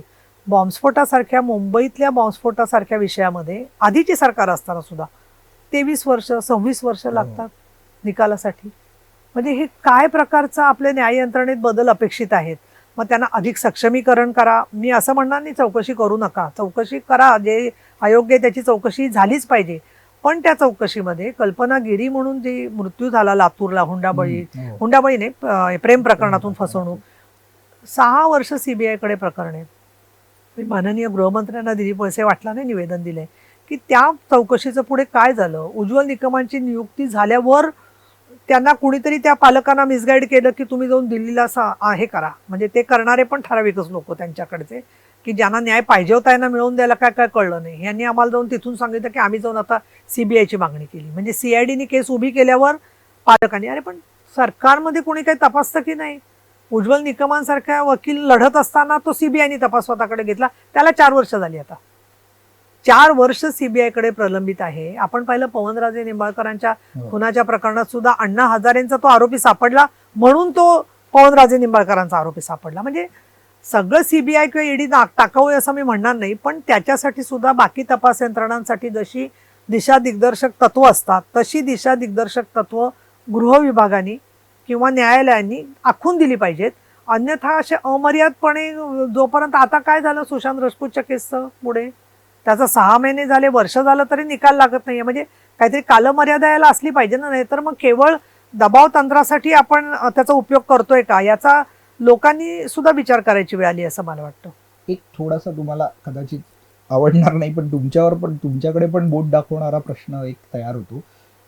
तुम्ही महिला विषयक जेव्हा आता जळगावचं प्रकरण असेल, बाकी सगळ्या पुण्याच्या प्रकरणात तुम्ही विषय लावून धरता, पण मग तुम्ही तुमच्या मंत्र्यांच्या बाबतीत का गप्प बसता. मग मुंडेंचं प्रकरण असेल, राठोडांचं प्रकरण असेल, ठीक आहे, म्हणजे आता पुढे काय होईल ते होईल, पण त्यावेळेला तुम्ही असं काही आहे का त्यामध्ये. त्यावेळेला पण मी मुलाखतीमध्ये सांगितलं होतं की त्यांची चौकशी माननीय मुख्यमंत्र्यांनी जाहीर केलेली आहे आणि त्या चौकशीमध्ये जे काय होईल त्याच्यानुसार निर्णय केला जाईल या संदर्भात जे आहे ते. आणि धनंजय मुंडेंच्या केसच्या संदर्भात त्यांनीच असं स्पष्टीकरण दिलेलं होतं की कोर्टाकडे ते सेटलमेंटसाठी त्यांचा प्रयत्न चाललेला आहे आणि म्हणून कोर्टाच्या मध्ये आहे त्याचं जे केस आहे ते. याच्या पलीकडे म्हणजे गप्प बसण्याचा प्रश्नच उद्भवत नाहीये, परंतु जायचं आणि स्वतःच पोलीस इन्स्पेक्टरचा वेश न घालता पोलीस इन्स्पेक्टर असल्यासारखं जाऊन आपणच इन्व्हेस्टिगेशन केलं तर थाटात आणायचं, ही मी कधीच आयुष्यात गोष्ट केलेली नाही. आणि ते तात्पुरता TRP मिळतो त्याच्यामध्ये, पण इन द लॉंग रन त्या माणसाची विश्वासार्हता जी असते असं वागणाऱ्या व्यक्तींची किंवा नेत्यांची ही तात्पुरती कंत्राटाने आणलेली पात्र अशी असते. आणि मला तसं व्हायचं नाही आणि मी कधी होणार नाही. महिला विषय हे आहे म्हणून नाही मी सांगते ना, म्हणून सांगते. त्याच्यामध्ये अनेक विषयांच्या मध्ये सरकारमध्ये जरी आम्ही असलो तरी रेल्वेमधल्या महिलांवरच्या अत्याचाराचा विषय असेल, बाकी ज्या ठिकाणी कुठे आपल्याला दिसलं की बाबा त्या माणसाचा दबाव आणला जातोय, तो कुठल्या पक्षाचा असेल याचा आम्ही काहीच विचार करत नाही. पण मुळामध्ये कंप्लेनंटचा तक्रार तर आपल्याकडे आली पाहिजे ना. त्याच्याशी न बोलताच संपूर्ण चर्चा करायची आणि फक्त चर्चा करत बसायची, हे कितपत योग्य आहे. म्हणजे त्या कंप्लेनंटनी पुढे येऊन सांगितलं तर नक्कीच त्याच्यामध्ये सरकारने दखल घ्यायलाच पाहिजे त्याची. तुमच्याकरता अगदी योग्य प्रश्न आलाय. शार्दूल विचारतायत, महिला सबलीकरणाच्या दृष्टीने राजकारणात महिलांचा सहभाग महत्वाचा आहे. नव्या तरुणींना राजकारणात येण्यासाठी तुम्ही कसं मार्गदर्शन कराल आणि नव्या नेतृत्वामुळे जुन्यांना आव्हान निर्माण होत आहे असं वाटतं का. मला तो उलट असं वाटतं. म्हणजे तुमच्या प्रश्नांच्या यादीत पण एक तो प्रश्न होता की तरुण महिला आता ज्या काम करतायत, माझं उलट असं म्हणणं की अशा 50 तरी महिला दिसल्या पाहिजेत राज्यामध्ये की ज्या जोड प्रश्न विचार. हो विचारा ते तुमचा हा संपवा मग मी विचार. नाही माझं तर उलट असं म्हणणं आहे की याच्यासारख्या म्हणजे कैलासवासी यशवंतराव चव्हाणांनी कोण पुढच्या काळात राज्याचं नेतृत्व करू शकेल असे टू बी चीफ मिनिस्टर्स 50 तयार करायचा प्रयत्न केला होता आणि त्यातले काही जण झाले, काही झाले नाहीत. तर अशा प्रकारे ज्यांना जिल्ह्याच्या पलीकडे जाऊन व्यापक भूमिकेतून काही समाजकारण राजकारण करायचंय अशा मोठी महिलांची टीम असली पाहिजे असं उलट मला वाटतं. आणि त्या मला जेव्हा जेव्हा संपर्क करतात त्याच्यात मला शक्य होईल तेवढ्यांना मी तिकीटं दिलेली आहेत. मग ज्या कोल्हापूर ते कोठेवाडीच्या मध्ये पक्षाकडे शिफारस केली त्या महिलांच्यासाठी, त्यातल्या अनेक जणी नगरसेविका झाल्या आहेत, अनेक गटनेत्या झाल्या ज्या आहेत, त्या दुर्दैवाने आमदारकी किंवा याच्यापर्यंत नाही पोहोचू शकल्या, परंतु त्यांना स्थानं मिळाली, जिल्हा संघटक झाल्या अनेक जणी. त्याच्यामुळे तरुण महिलांना काम करायचं असेल तर मी असं जरूर सांगेन की त्यांनी आमच्याकडे शिवसेनेत यावं. त्यांच्याबद्दल त्यांना सुरक्षितपणे काम करता येईल याचं मला खात्री वाटते. आणि विशेषतः आता आदित्यजींबरोबरची जी युवा टीम आहे सगळी, मुलींची, कार्यकर्त्यांची, आणि पक्षात सुद्धा जिथे जिथे जिल्हा आहेत, तर त्याच्यामध्ये तुम्ही बघाल तर कितीतरी स्ट्रॉंग महिला आता महानगरपालिकांच्या मध्ये काम करत आहेत. दुसरं मी चेहरे आहेत असे. हो, कृष्णा विश्वासराव आहे, विशाखा राऊत आहे, स्नेहल आंबेकर आहे, किशोरी पेडणेकर आहे, युवा सेनेच्या. शीतल आहे. नाही नाही, आता या युवा सेनेच्या मध्ये आहेत ना, शीतल शेठ आहे, दुर्गा भोसले आहे, बरेच जणी आहेत, सुप्रदा पातरपेकर आहे. मी आता अगदी एक थेट प्रश्न विचारतो, तुम्ही त्याचं तसंच थेट उत्तर द्यावं अपेक्षा. महिलांचा विषय आहे. महाराष्ट्राच्या पहिल्या मुख्यमंत्री होण्याचा तुम्हाला जर मान मिळाला किंवा तुमची इच्छा आहे की नाही की मुख्यमंत्री पदावर, जसं आता तुम्ही महिलांचं संपूर्ण सबलीकरण म्हणताय, आम्ही तुमच्याकडे पाहतो. मी मुळामध्ये कधी अमुक एका पदाचा विचारच केला नाही आणि करणारी नाहीये. कारण उपसभापती झाले तर ते सुद्धा काही मी काही प्लॅनिंग केलं नव्हतं. लोक करिअरचं करतात तसं की आता आपण उपसभापती व्हायचंय. माझी एवढीच इच्छा होती की विधान परिषदेमध्ये जाऊन किंवा विधानसभेत जाऊन आपल्याला इश्यू बेस पॉलिटिक्स करता यावं. आणि म्हणून विधानसभेत जायची संधी होती तेव्हाही मी सांगितलं पक्षाला की मला विधान परिषदेतच काम करायला आवडेल. आणि माननीय बाळासाहेब ठाकरे आणि उद्धवजी ठाकरे यांनी मला परत परत विधान परिषदेत संधी दिलेली आहे. आज उद्धवसाहेब ठाकरे मुख्यमंत्री असताना माझी अर्थातच इच्छा अशी आहे की त्यांना लॉंग टर्म पुढचे 15-20 वर्ष त्यांनाच काम करता यावं आणि त्यांनी मुख्यमंत्री म्हणून काम करावं. राष्ट्रीय नेते म्हणून त्यांना अजून काही मोठी संधी आली आणि मग पक्षाला योग्य वाटेल तर त्या जबाबदाऱ्या प्रत्येकाला स्वीकारायला मग लागतात. महाराष्ट्राला पहिली महिला मुख्यमंत्री किती काळात मिळेल? नाही, मला असं नाही सांगता येणार. याचं कारण असं आहे की रश्मी वैदींना मुख्यमंत्री व्हायचं असेल तर आमचा त्यांना प्रेफरन्स राहील त्याच्यामध्ये जे आहे ते नक्कीच. आणि त्याचबरोबर पक्ष जे ठरवेल, मग पुरुष असो का महिला हा मुद्दा नसतो तिथे. कारण शेवटी आमदार जे ठरवतात ते आमदार, त्यांना कुणाबद्दल विश्वास वाटतो, कोण त्यांना त्यांच्या मतदारसंघामध्ये कामं करून देऊन पुढच्या वेळेला न्याय मिळवून देऊ शकेल, त्याचबरोबर त्यांना या कामाच्या संदर्भामध्ये आपल्याला दगाफटका न होता जनतेचं हित, राज्याचं हित जो करू शकेल, अशा निकषांनुसार ते नेते ठरवत असतात. आणि मला दुसरं असं वाटतं स्वप्नील की मी ज्या प्रकारे महिला अत्याचाराच्या प्रश्नावर काम केलंय त्याची पण किंमत काहीतरी द्यावी लागते माणसाला राजकारणामध्ये. आणि मला अजिबात त्याचं वाईट वाटत नाही. कारण माझे वडील असतील स्वतः, त्याचबरोबर माजी न्यायमूर्ती चंद्रशेखर धर्माधिकारींना मी गुरुस्थानी मानते. अनेक विषयांच्या मध्ये कोल्हापूरला महालक्ष्मी मंदिरात जायचा प्रश्न होता, विरोध होत होता. मोठ्या साहेबांनी, बाळासाहेब ठाकरे यांनी मला सांगितलं की पुरुष जिथपर्यंत जातात तिथपर्यंत महिला जायला हरकत नाहीये, महिलांनी जावं तिथपर्यंत. म्हणजे धर्माच्या संदर्भात सुद्धा जेवढी शक्य आहे भूमिका ती बाळासाहेबांनी घेतली. इतकंच नव्हे तर मी तुम्हाला सांगेन पुढे की आदित्य ठाकरे हे ज्या वेळेला भूमिका घेतात काही वेळेला, तर भटक्या विमुक्त समाजातल्या महिलांच्या कौमार्य चाचणीच्या संदर्भात, जात पंचायतीच्या विरोधात सुद्धा जायची तयारी ही आदित्य ठाकरेंची आहे. तर माझ्या दृष्टिकोनातून हा प्रबोधनाचा विषय अधिक महत्त्वाचा आहे. आणि पक्ष जी माझ्यावर जबाबदारी टाकेल ती मी घेईन. पण महिला मुख्यमंत्री म्हणजे मला हे कळत नाहीये की ती मीच असली पाहिजे असं काही नाहीये. त्याच्यामुळे मला दुसरं असं वाटतं ना, प्रत्येक म्हणजे आता काही नेते उघडपणे म्हणतात ना, सगळे सांगतात की राजकारणात आहोत, मुख्यमंत्री महत्वाकांक्षा म्हणजे आहे ना तो सत्तेचा योग्य वापर. म्हणजे तुमच्या सगळ्या इच्छा तिकडे पूर्ण होऊ नाही. पण स्वप्नील तुला मजा सांगते मी, खरं सांगायला काय म्हणजे मला काही बंधन नाही कोणाचं, मी खोटं सांगायचं का खरं. पण मला 81 साली कोणीतरी विचारलं होतं, 81 नाही 91 मध्ये, की तुमची आयुष्यातली महत्वाकांक्षा काय आहे. तर त्यावेळेला मी काय महत्वाकांक्षा सांगितली असेल की पुणे जिल्ह्यात आणि महाराष्ट्रभर महिलांची चळवळ उभी करायची. त्यामुळे या महत्वाकांक्षेतून मी काम करत आली आहे. तर मला खरं सांगायचं तर त्याच्यामुळे नाही असं वाटत की आम्ही तर ज्या चळवळीत होतो त्याच्यामध्ये आमदाराला सुद्धा म्हणजे आमदारकीसाठी अगदी खूप तडफड व्हावी असं कधीच नव्हतं. आणि अशा वेळेला पक्षाने एवढी जबाबदारी टाकली आहे आणि त्यामुळे पक्षाची मी ऋणी आहे. आणि त्याच्यात मला दुसरं असं वाटतं की महिलांचा विचार करताना तर जेव्हा महिलांचा जनाधार वाढेल त्यावेळेला आपोआपच महिला आमदार खासदारांची संख्या वाढेल. त्यामुळे महिलांचा प्रश्न म्हणजे फक्त महिलांनी महिला बालकल्याणचं बोलायचं हा हेतू नाहीये. व्यापकरित्या स्त्रीचं नेतृत्व जेव्हा पुरुष स्वीकारेल त्यावेळेला तिला ती संधी आपोआपच आपल्याला इमर्ज झालेलं दिसेल. आता ममता बॅनर्जींसाठी कुठे राखीव जागा ठेवली आहे का पश्चिम बंगालमध्ये? त्या महिला आहेत का पुरुष आहेत त्याच्यापेक्षा सुद्धा जनतेला बरोबर घेण्याची क्षमता अशी आणि अत्याचाराच्या प्रश्नावर काम करून तुम्ही नाही घेऊ शकत सगळ्यांना. कारण जे गुन्हेगार वगैरे ते पहिलेच आमच्या विरोधात असतात रोजच, की म्हणजे आम्हालाच आत टाकणार आहेत असं होतं ना. पण कुठेतरी म्हणजे राजकारणात जायचं तर प्रत्येकाला विचार पडतो की ते सरळ करता येत नाही. तर ज्यावेळेला तुम्ही राजकारणात आला आणि आत्ताचं राजकारण याच्यात किती फरक झाला? कारण आम्ही जे बघतोय, डोळ्याला जे दिसतंय ते दिवसेंदिवस गलिच्छ होत चाललंय असं म्हणायला हरकत नाही. आणि सर्वसामान्य माणसाची पण तीच प्रतिक्रिया. तुम्हाला काय वाटतं? एक असं झालंय की जसं आपण जागतिकीकरण झालं, माध्यमांचं जागतिकीकरण झाल्यावर आणि डिजिटलचा सगळा प्रभाव वाढल्यावर समाज माध्यमं, सोशल मीडिया हा एक फार मोठं त्याचा रंग स्वरूप बदललंय. सर्वव्यापी सर्वसाक्षी असा सोशल मीडिया झालेला आहे. आणि आपल्याचकडे नव्हे तर आम्ही पार्लमेंटचा अनेक दौरा केला 2 वर्षापूर्वी आणि त्यावेळेला राष्ट्रकुल संसदीय मंडळातर्फे आम्ही जवळ 6-7 देशात जाऊन आलो. तर सगळ्या पार्लमेंट्समध्ये युरोपमध्ये वगैरे मोठा इश्यू चाललाय आता की सोशल मीडियावरती काय म्हणजे बंधन असं नाही, परंतु त्यांनी सांगितलं की अध्यक्ष आणि सभापतीने तिकडच्या की महिला जर का पॉलिटिशियन असेल तर सरळ लोक हे देतात, धमकी देतात की आम्ही तुम्हाला बलात्कार करू. आणि पुरुष असेल तर त्या पुरुष पॉलिटिशियनला किंवा पार्लमेंटेरियनला सांगतात की तुमचा आम्ही खून करू आणि तुमची मुलगी आणि बायकोवरती रेप करू. आता हे आणि आता तर एक मोठ्या कॉन्फरन्सेस झाल्या युएनच्या, त्याच्यात सगळीकडे bullying to the women politicians याच्या विरोधातच सायबर क्राईम आणि केवढ्या तरी मोहिमा चाललेल्या आहेत. आणि त्याच्यामुळे तुम्ही म्हणता ते अगदी खरं आहे की सुरुवातीच्या काळातला जो विरोध होता ते कुठेतरी खोटी पत्रकं छापायची निवडणुकीच्या वेळेला माघार घेतली म्हणून, किंवा नवऱ्याचा हिचा घटस्फोट झाला काल असे छापायचं, अशा गोष्टी होत्या. आता काय झालंय, बलात्कार पीडित महिलेचा चेहरा म्हणून तिचा चेहरा दाखवून द्यायचा. इतक्या खालच्या स्तरावर गेलेल्या आहेत या गोष्टी ज्या आहेत त्या. पण याला कारण दुसरं काय माहितीये का, की एक ते त्यांच्या हातात शस्त्र मिळाले, कसं वापरायचं ते त्यांनी ठरवायचं.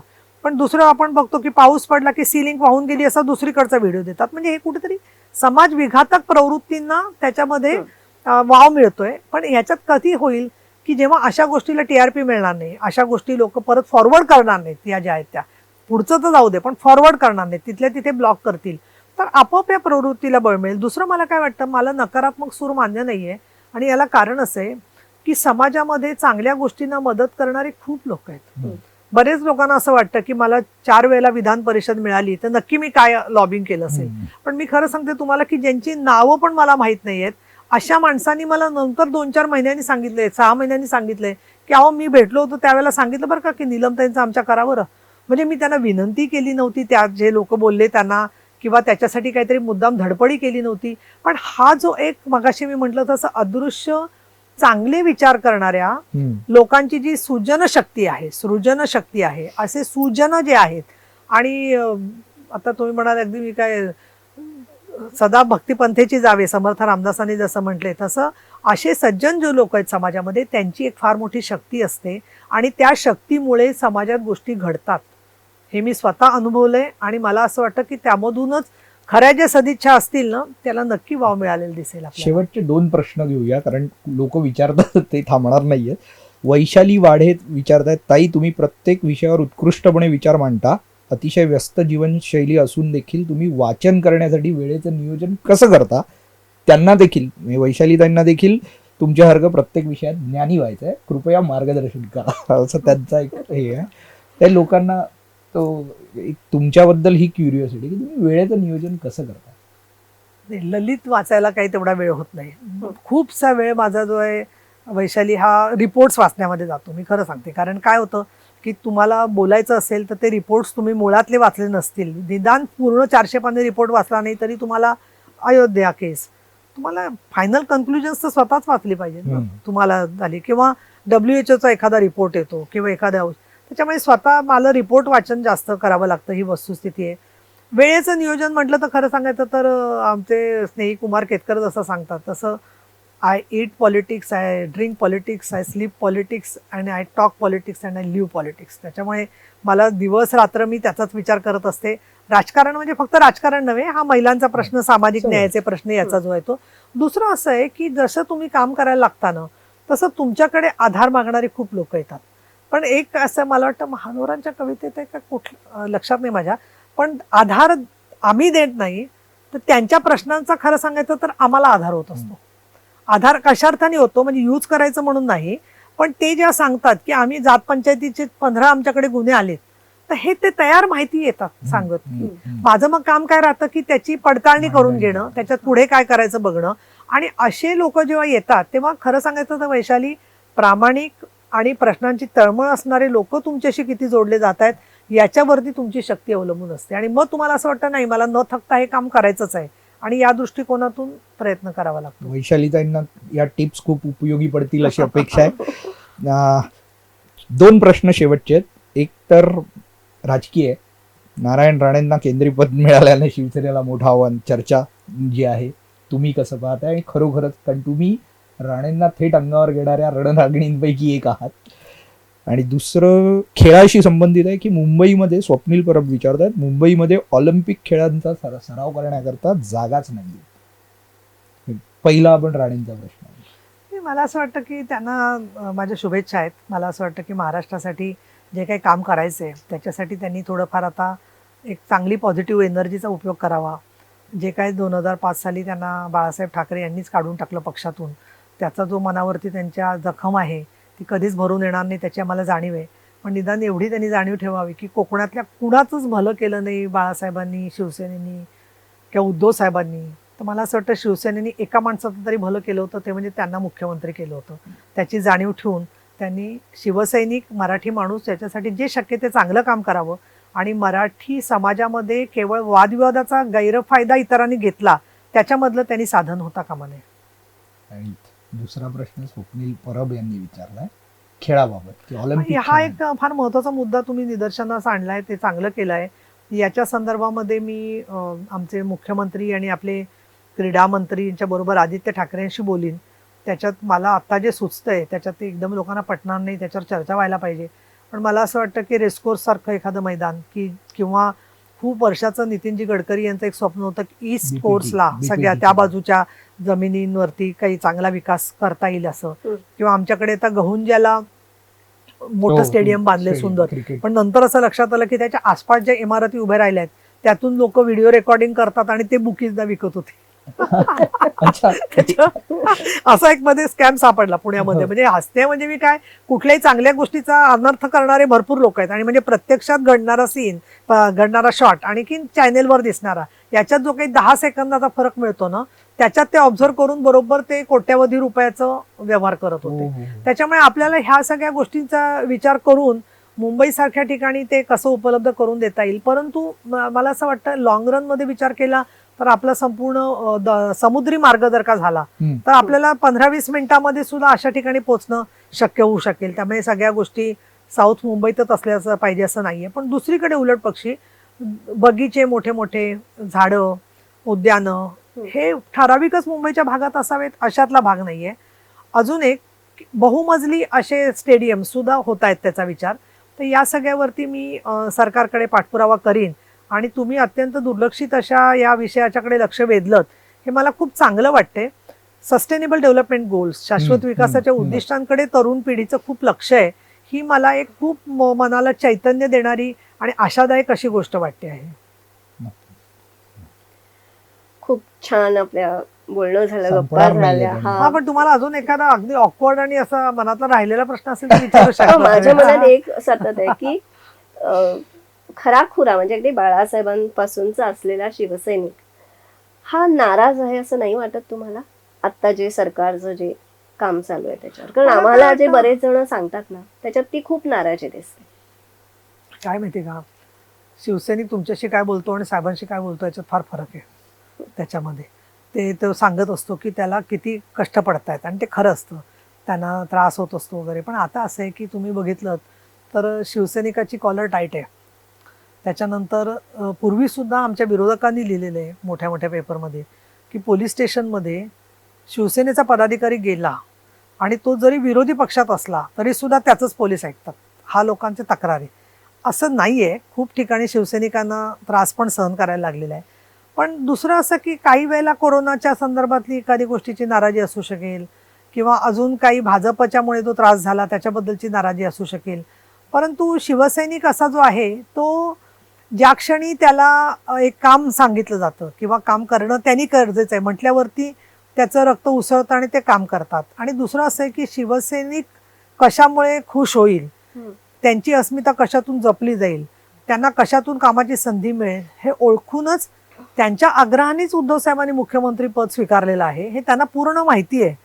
उद्धव साहेबांचा समर्थक दुसरा तिसरा कोणी नसून हा शिवसैनिक आहे हे उद्धव साहेबांना कल्पना आहे. आणि म्हणून शिवसैनिकांचा कधी विसर त्यांना किंवा आम्ही कुणालाच पडत नाही. आणि शिवसैनिक ही कवच कुंडलं आहेत शिवसेनेची. त्यामुळे हे लक्षात घेऊन कुठेतरी असू शकतं काही लोकांच्या तुरळक मनामध्ये की अमक्या लोकांना पुढे गेले, तमक्या लोकांना मंत्रिपद मिळाली, अमकी लोक जी आहेत त्यांना मिळाली नाही. पण ज्या वेळेला ती नाही, व्यक्ती त्यापेक्षा सुद्धा सरकार स्थापनेबद्दलचीच बरीचशी नाराजी होती. नाही, मला वाटत नाही असं. मी थोडासा तुम्हाला अजिबात प्रोटोकॉल आड येतो की नाही मला माहित नाही, पण मी तो प्रश्न विचारतोच. आता तुम्ही म्हणालात अध्यक्षपदाच्या निवडणुकीवरून, विधानसभा अध्यक्षपदाच्या निवडणुकीवरून आवाजी मतदानाने आता जे काय घ्यायचं हे चाललंय, जर बहुमत अलीकडे- असताना ही वेळ काय यावी? जो अलीकडे बातम्या अशा नियमानुसार कसा येतात माहितीये का, की अमुक ठिकाणी अमुक गोष्ट आहे, ती आहे का नाही याची खातरजमाई केलेली नसते. हां. त्याच्या आधीच अशी बातमी करायची आणि मग हात उचलून ओरडायचं की बघा आम्ही जिंकलो, आम्ही जिंकलो, आम्ही जिंकलो. अहो, बहुमतांनी मुख्यमंत्री पद हरिभाऊ बागड्यांनी जाहीर केलं आवाजी मतदानाने मुख्यमंत्रीपद. हम्म. त्यामुळे विधानसभेचे त्याकरता अध्यक्ष सुप्रीम किंवा कोर्टापर्यंत जावं लागलं. नाही नाही, कुठे सुप्रीम कोर्टात गेले? हे ज्यावेळेला 2014 ला 14, गव्हर्नमेंट हा. स्थापन झालं त्यावेळेला एकनाथ शिंदेनं विरोधी पक्षनेता केलं आणि देवेंद्रजी बहुमतानी झाले. तर त्यावेळेला तर काय हो, त्यावेळेला- एका पक्षाचा बहिष्कार होता, पण मतदान मोजलं नाही. थोडक्यात मुद्दा असा आहे की विधानसभेच्या अध्यक्षांना आणि सभापतींना माझ्या माहितीप्रमाणे कुठल्याही कायद्यात बदल न करता त्यांना कुठल्याही नियमांच्या मध्ये आयत्या वेळेला निर्णय घ्यायचा अधिकार असतो. तसाच एक नियम आहे अच्छा. विधानसभा आणि परिषदेत. पण अजून असा काही निर्णय झाला आहे असं मला वाटत नाहीये. त्याच्याबद्दल योग्य त्यावेळेला योग्य ती माहिती योग्य ते लोक आपल्याला सादर करतील. त्याच्यावरती मी भाष्य एका सभागृहाच्या व्यक्तीने दुसऱ्या सभागृहावर बोलणं करू नये. योग्य नाहीये. त्याच्यामध्ये जे आहे ते पण अध्यक्ष जे होतील ते आता जे काही चित्र दिसतंय ते लोकशाही विकास आघाडीचेच अध्यक्ष होतील असं दिसतंय. हो, संख्याबळ तुमच्या बाजूने आहे. नाही नाही, संख्याबळ जसं आहे ना तसं शेवटी काही गोष्टी ज्या असतात ना पण त्या गुप्त संकेत पण मतदान, असतात. गुप्तमत जे आता गेली 60 वर्षाची परंपरा जर बघितली तर आपण ते विधानसभा अध्यक्षपद बिनविरोधच शक्यतो निवडले गेले. नाहीतर नियमानुसार मला वाटतं गुप्त मतदान आहे. नाही, आता आमचा जो विरोधी पक्ष आहे ना तर आम्ही 9 लोकांची विधान परिषदेची मुदत संपली होती 2014 साहेबांचं ज्यावेळेला साहेब विधान परिषदेचे आमदार झाले. तर त्यावेळेला शिवसेना, भाजप, राष्ट्रवादी काँग्रेस आणि काँग्रेस चौघांचं एकमत झालं आणि आम्ही 9 जण बिनविरोध झालो. हो. त्यामुळे बिनविरोध निवडून आणायची परंपरा आहे महाराष्ट्रामध्ये. तेच मी सांगतो. तर असं असताना त्यामुळे बिनविरोध निवडून द्यायची परंपरा असताना ही चर्चा कशाला फुकाची करत म्हणजे बसायची? आहे, मी तुम्ही म्हटलं मनात आलेला प्रश्न होता. ते आपल्याला काय आहे आता मधल्या काळामध्ये काहीतरी तर बातम्या आल्या पाहिजे. हा. त्याच्यामुळे ते चालू राहतात अशा गोष्टी ज्या आहेत त्या. नाही, नाही. राजकीय दृष्ट्या आत्ताचं वातावरण पाहता काही म्हणजे इकडचं तिकडे तुम्हाला उपसभापती असल्याने प्रोटोकॉल सांभाळूनच बोलता आणि तुम्ही इतकं सांभाळून म्हणजे इतकं व्यवस्थित बोलता की तुम्हीच उलट आम्हाला आव्हान देताय की विचारावाला काय विचारताय. मुद्दा हा नाही, राजकारणाच्या दृष्टीने जर आपण बघितलं तर आज तुम्ही ज्या एका उपसभापती पदाला पोचलात किंवा अजून पुढे तुम्हाला जात, शिवसेनेतलं जे नवनेतृत्व जे तुम्ही पाहताय, आदित्य ठाकरे, तुम्ही काही नावं घेतलीत मगाशी, पण त्याचा रिझल्ट म्हणजे त्यांना ती पदं मिळणं आणि ती समोर येणं हा जो काही प्रकार आहे आपल्याकडे सतत राजकीय म्हणजे ज्याला आपण घराणेशाही आणि कुटुंब हे म्हणतोय तेच थोडंसं शिवसेनेत पण आहे असा जो एक दिसतोय की बाबा अमुक आमदाराचा मुलगाच युवासेनेत याच्यात दिसणार, पदांवर दिसणार. मग जी तुम्ही जी नावं घेतली आहे ती कधी समोर येणार आहेत आणि त्यांना कधी पदं मिळणार? नाही, असं आहे कुठल्याही गोष्टीला काळ जावा लागतो. जोपर्यंत 2 वर्ष 5 वर्ष 10 वर्ष असं काम तर करायलाच पाहिजे, त्याच्याशिवाय बदल होत नसतो. असं आलं की पद काही जणांना क्वचित मिळतं पण ते नंतर किती वर्ष टिकवता येतो हा एक बघण्याचा विषय असतो. त्याच्यामध्ये जे आहे ते दुर्दैवाने काय झाले, जिल्हा परिषद आणि महापालिकेमध्ये असं आपल्याला दिसलं की ते पदावर जातात महिला आणि ते पदाचं आरक्षण संपलं की त्या 5 वर्षांनी काहीच राहत नाहीत राजकारणामध्ये. आणि याला कारण असं आहे की त्यांना राजकारण नकोसं होतं किंवा मतदारसंघ बदलतो आणि त्या नवीन मतदारसंघात एक मुंबई महापालिकेचा अपवाद आहे की ज्याच्यात 33% आरक्षणाच्या पेक्षा 44% आरक्षण महिलांना दिलं आणि आता तर 50% आरक्षण झाल्यावर त्याच्यापेक्षाही जास्त तिकीटं महिलांना दिली संभाजीनगर आणि मुंबईमध्ये जी आहे ते.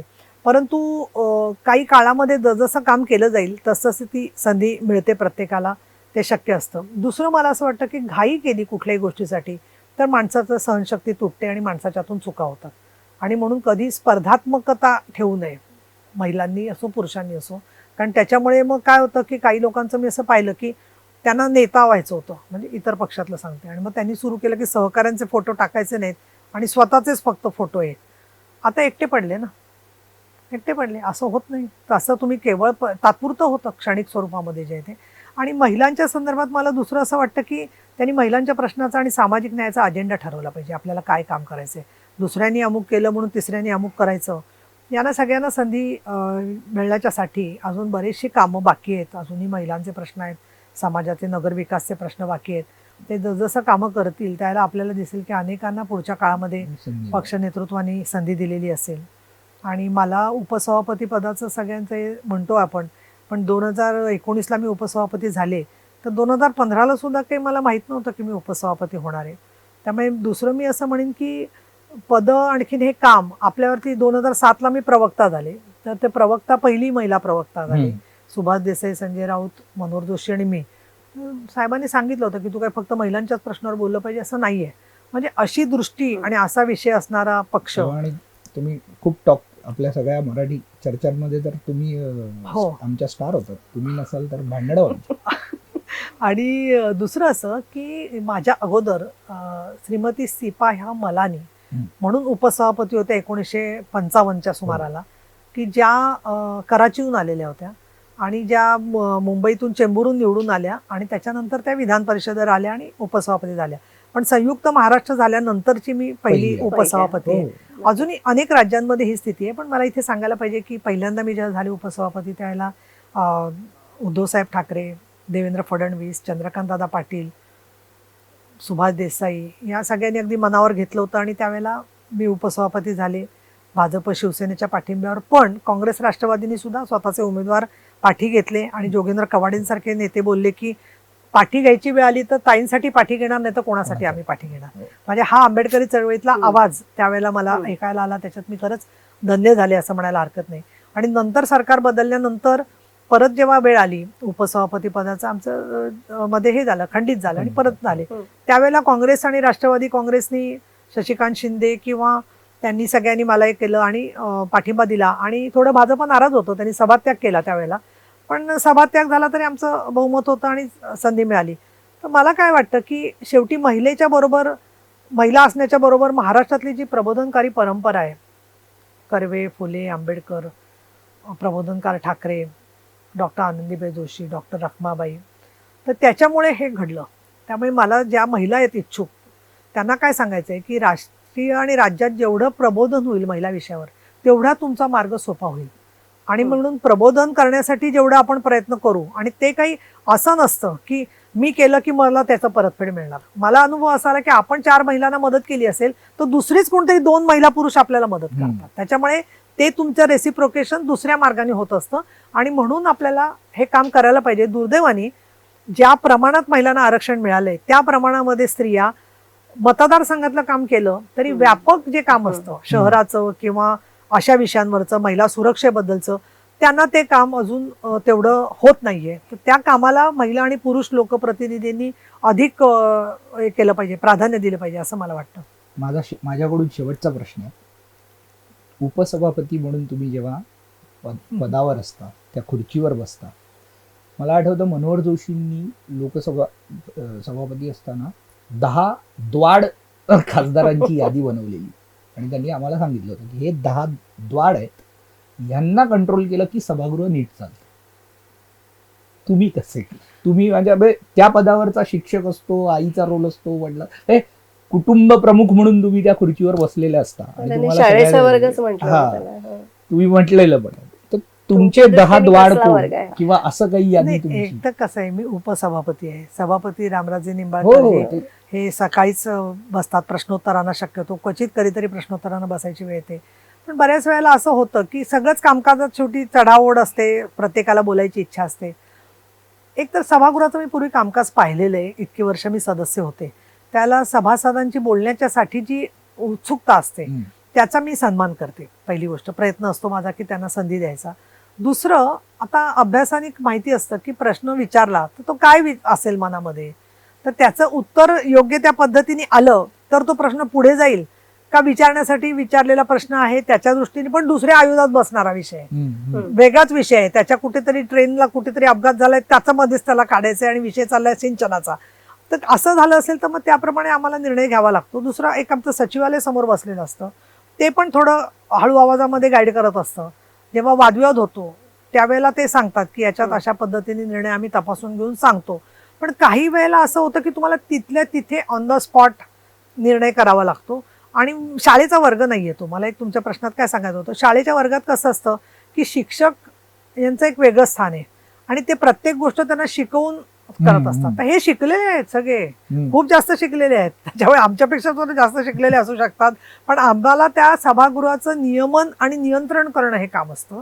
आणि महत्त्वाचं म्हणजे काम बिझनेस झाला पाहिजे, कामकाज झालं पाहिजे, नुसताच वेळ वाया गेला असं होता कामा नये. आणि त्यामुळे वेळेची मर्यादा सुद्धा असते. आणि त्यामुळे एक कोण कुठल्या विरोधी पक्षाचा आहे का सत्ताधारी पक्षाचा आहे प्रश्न नाही, प्रश्नाचं मेरिट किंवा त्यांच्या बोलण्याची गुणवत्ता त्या क्षणी नियमाप्रमाणे योग्य आहे की नाही आणि आपल्याला तशी संधी देता येणार आहे का हे एक आम्ही पाहतो. दुसरं, 10 मिनिटं 15 मिनिटं बोलल्यावर काही वेळेला मी बेल वाजवते की थांबा. तर त्यांना राग येईल, वाईट वाटेल. पण काही सभासद एकदम चांगले म्हणजे हे करतात बिचारे, म्हणजे मला असं वाटतं की यांच्याला दस्ती बेल वाजवते एकदम पटकन खाली बसून जातात. म्हणजे त्यांना अशा वेळेला सांगते मी की 2 मिनिटांनी तुम्हाला अजून वेळ आहे, तुम्ही 2 मिनिटं अजून बोलला तरी चालेल. पण काही लोक 40 मिनिटं 45 मिनिटं अजून हा मुद्दा, अजून शेवटचा मुद्दा आता जसं आपलं झालंय थांबतच नाही शेवटचा प्रश्न, शेवटचा मुद्दा. मग अशा वेळेला मला त्यांना सांगायला लागतं. मग ते रागवतात माझ्यावर की आम्हाला असं नाही तसं नाही, आम्हाला बोलायला मिळालं नाही. पण सभापती नेहमी सांगतात मला की तुम्ही बरोबर केलं, ते तसंच करा म्हणूनच तुम्हाला सांगितलं होतं. तुमचा आदेश मला आलेला आहे, मी थांबतो. मनपूर्वक धन्यवाद हिंदुस्तान पोस्टच्या वतीने. धन्यवाद. आणि मला असं वाटतं की स्त्रियांनी म्हणजे ज्या या मार्गावर येऊ इच्छितात त्यांनी तुमच्याकडनं धडे घ्यायला पाहिजे. आणि तुमच्या पक्षाने हिंदुत्व सोडू नये ही मात्र आमची सगळ्यांची आशा आणि अपेक्षा आहे. आपण आम्हाला भरपूर वेळ दिला त्याबद्दल हिंदुत्व हा आमचा श्वास आहे, त्याच्यामुळे प्राणवायूशिवाय कोरोनात सुद्धा माणूस जगत नाही, तर हिंदुत्वाशिवाय कसे आम्ही असणार. धन्यवाद, खूप छान चर्चा झाली.